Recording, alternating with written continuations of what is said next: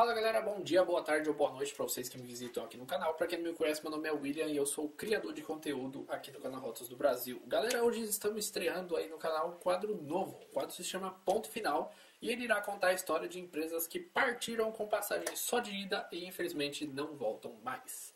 Esse quadro irá falar sobre empresas que tiveram relevância no cenário dos transportes rodoviários durante algum tempo, mas que acabaram fechando, sendo vendida para outras empresas e acabaram sendo extintas aí depois de algum tempo. Esse quadro, para ser bem sincero para vocês, eu criei ele especificamente para falar sobre essa empresa, sobre a Sul-Americana. Eu não conhecia essa empresa, eu conheci essa empresa quando eu estava fazendo um quadro aqui para o canal, que se chama Linha do Tempo da Marco Polo. Aí quando eu estava pesquisando as fotos para fazer a Linha do Tempo da Marco Polo, eu acabei vendo muitos ônibus da Sul-Americana e isso acabou me despertando curiosidade, né? Que eu gostei da empresa, eu gostei da identidade visual, dos carros que ela tinha. E aí eu acabei procurando mais sobre a empresa para saber o que aconteceu, o que fim levou, né? Encontrei algumas coisas legais sobre a história da empresa e aí a gente vai poder conhecer isso aí no vídeo de hoje. Então solta a vinheta do quadro aí e vamos conhecer a Sul-Americana hoje.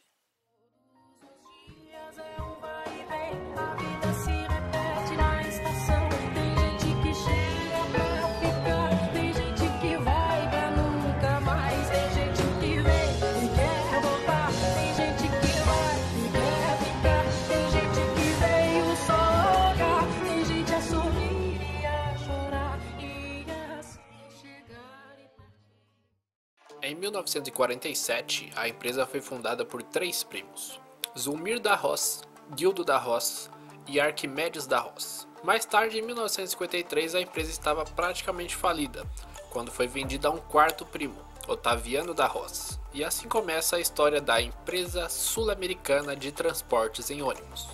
O primeiro desafio de Otaviano da Hoz foi passar uma noite reparando os 12 ônibus da empresa para que no dia seguinte estivessem em condições de rodar.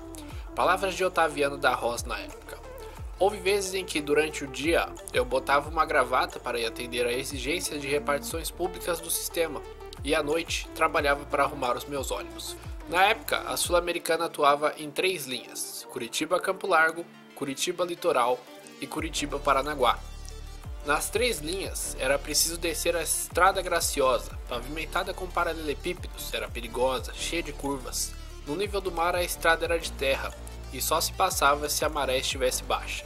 Ainda assim, o percurso aprontava suas surpresas. Palavras de Otaviano da Hoz, abre aspas. Uma vez eu perdi um carro.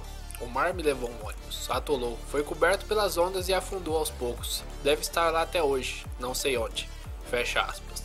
Ainda na década de 50, a Sul-Americana conseguiu permissão para implantar uma linha entre Curitiba e Foz do Iguaçu. Posteriormente, em 1959, adquiriu da Expresso Oeste do Paraná uma segunda linha nessa região, ligando Curitiba à Escalada, passando por Foz do Iguaçu. Os desafios eram ainda maiores, a BR-277 estava ainda em construção. Em dias chuvosos, os atoleiros eram constantes, a passagem se tornava impossível. Os caminhões iam atolando um após o outro e os ônibus da Sul-Americana eram a salvação deles.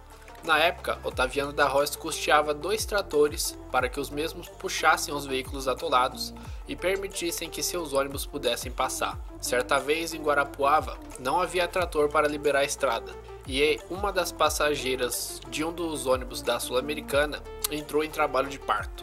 O motorista prontamente se transformou num exímio parteiro e dentro do possível tudo ocorreu bem. O atoleiro estava enorme e haviam várias pessoas presas ali. Não só no ônibus da Sul-Americana, mas também em outros. Avisado, Otaviano da Hoz alugou um avião teco-teco, carregou o avião de alimentos e mandou que fossem enviados ao local do atoleiro. Ninguém passou fome. Gestos assim de solidariedade espontânea e desinteressada marcaram a vida de Otaviano da Hoz. Abre aspas. A Penha, por exemplo.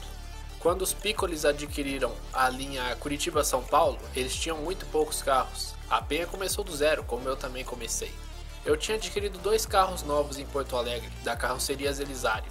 Comprei porque precisava de mais dos carros. Mas aí, o Saul Piccoli me procurou e disse: olha, eu adquiri uma linha e tenho que apresentar carros novos. Caso contrário, eles não vão autorizar a transferência da linha. Eu então peguei os carros novos que tinha recebido e emprestei para os Piccoli e ele começou a linha com carros novos.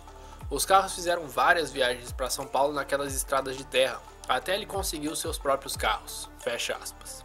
Em 1961, um grande marco na história da empresa. O desafio estava em um papel sobre a mesa de Otaviano da Roça. Autoridades do governo paraguaio queriam saber se ele tinha interesse em explorar uma linha de ônibus entre Assunção e Paranaguá, o porto brasileiro que o Paraguai utilizava para exportar os seus produtos. Até então, ninguém se aventurara a estabelecer essa ligação, ela não era fácil. Além de não existir propriamente uma estrada, o percurso era interrompido pelo rio Paraná, e não havia nenhuma ponte para a travessia, assim como nunca houvera um serviço de balsa por ali. Aparentemente a empreitada era inviável. Otaviano pensou por alguns dias e resolveu aceitar o desafio, desde que a própria sul-americana se encarregasse das balsas que iam fazer a travessia. Palavras de Otaviano, abre aspas. Respondi que tinha interesse em explorar o serviço. Eu me dirigi às autoridades brasileiras e solicitei que fosse feito um acordo bilateral de transporte rodoviário de passageiros. Naquela época não havia nenhum acordo desse tipo entre o Brasil e o Paraguai. Aliás, continuou não havendo por muito tempo, apesar do meu pedido. No Departamento Nacional de Estradas e Rodagens, ninguém sabia nada a esse respeito, e o Itamaraty também desconhecia. Precisei lutar muito até que saísse a concessão. Aí comecei a fazer a linha, em 1963. Não existia ponte, aliás, muita gente nem se dispunha a enfrentar o rio Paraná, considerado muito perigoso naquele trecho. Aí eu fiz um porto de cada lado e coloquei uma balsa. Na época, o governo Juscelino Kubitschek chegou a anunciar uma ponte, mas o que havia de fato era só um projeto. A ponte mesmo era a minha balsa, a que passavam meus carros. Aí eu iniciei a linha, uma verdadeira aventura. Às vezes uma viagem até Assunção demorava 3, 4 dias, precisávamos parar no meio da estrada com todo mundo dormindo dentro dos ônibus, e era tudo estrada de terra, de Assunção a Paranaguá, ou era lama ou era poeira. Fecha aspas. Quando a linha foi inaugurada, o então presidente do Paraguai participou da cerimônia. Os veículos ficavam expostos no palácio do governo paraguaio e causavam admiração. No Paraguai ainda não havia ônibus de carroceria metálica, motor embutido e assento com encosto alto. Por lá ainda se viajava de jardineira com carroceria de madeira. No fim da década de 60, a BR-277 foi inaugurada. Isso possibilitou que a Sul-Americana iniciasse uma linha entre São Paulo e Assunção, passando por Curitiba e Foz do Iguaçu. Para operar na nova rodovia, a Sul-Americana utilizava ônibus semileito de 40 lugares, com chassis Scania encarroçados pela Nicola, e carros leito de 17 lugares com carroceria Nielsen. Os veículos tinham ar-condicionado, som estéreo, serviço de bar e toalete a bordo. Na década de 70, a Sul-Americana foi novamente pioneira ao testar veículos articulados em linhas rodoviárias. Os passageiros não gostavam muito dos veículos pelo fato de balançarem muito. Logo ele saiu de circulação devido às queixas dos usuários. Não se tem registro de quando exatamente aconteceu, mas o Sul-Americana ampliou sua área de atuação, passando a ligar Foz do Iguaçu e Assunção a cidades como Joinville e Florianópolis. Passou a atuar também com transportes de carga, sendo criada a Sul-Americana Cargas e Transportes. A empresa teve alguns ônibus adaptados para esse tipo de transporte.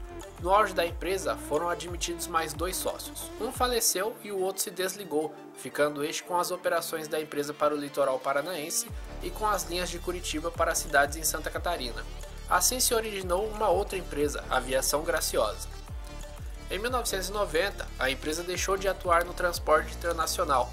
Coube a Sul-Americana a partir daí atuar em poucas linhas intermunicipais que ligavam Curitiba a cidades no oeste do Paraná.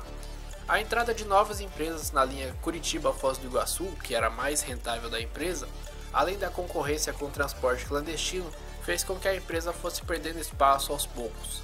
No ano 2000, a Sul-Americana foi vendida ao grupo JCA. As linhas e veículos foram aos poucos sendo repassadas para a Catarinense, que também já pertencia ao grupo. Em 2004, a empresa foi extinta definitivamente. A transportadora de cargas ainda funciona, em um estabelecimento bem pequeno próximo ao local onde funcionava a garagem da empresa. Garagem essa que atualmente pertence à Rimatur. A garagem fica nas margens da BR-277, em Curitiba, no Paraná. Belíssima história da empresa, né, galera? Bem legal mesmo. Bom, como vocês puderam ver aí, essa foi a história da Sul-Americana, como que a empresa nasceu, como evoluiu e como ela chegou ao final. Agora eu vou mostrar para vocês aí alguns slides de fotos aí dos veículos da Sul-Americana. Alguns vocês vão poder ver eles pela Sul-Americana e logo na sequência pela Catarinense já, beleza? Valeu, galera, é isso aí, fiquem com as fotos aí agora. Fui!